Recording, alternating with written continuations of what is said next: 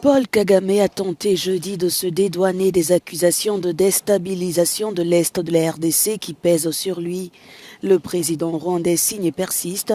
La rébellion du M23 est un problème purement congolais et il revient aux autorités de la RDC d'en prendre l'entière responsabilité.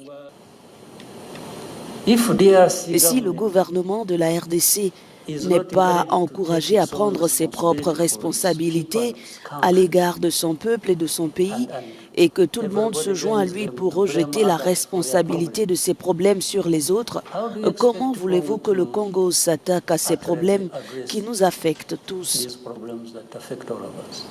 Sauf qu'un énième rapport des experts onusiens révèle qu'entre 3 000 et 4 000 soldats rwandais sont répartis dans les territoires de l'Est de la RDC et soutiennent l'avancée du M23.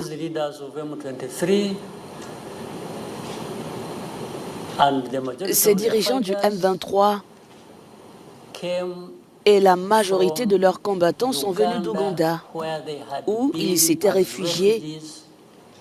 Ils se sont enfuis après avoir résolu le problème en 2012 et 2013, lorsque ces personnes s'étaient déplacées en Ouganda et que d'autres sont arrivés ici.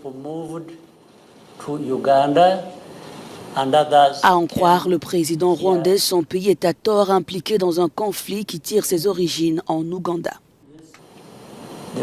Les combats ont été lancés par le principal groupe qui se trouvait en Ouganda. Alors, comment cela est-il devenu un problème rwandais? Franchement, quelle est la base? Et pendant combien de temps allons-nous expliquer cela? Jusqu'à quel point? Pendant ce temps d'intenses combats se poursuivent à l'ouest de Goma, les forces congolaises tentent de reprendre le contrôle du territoire de Masisi tombé entre les mains du M23 épaulé par l'armée rwandaise.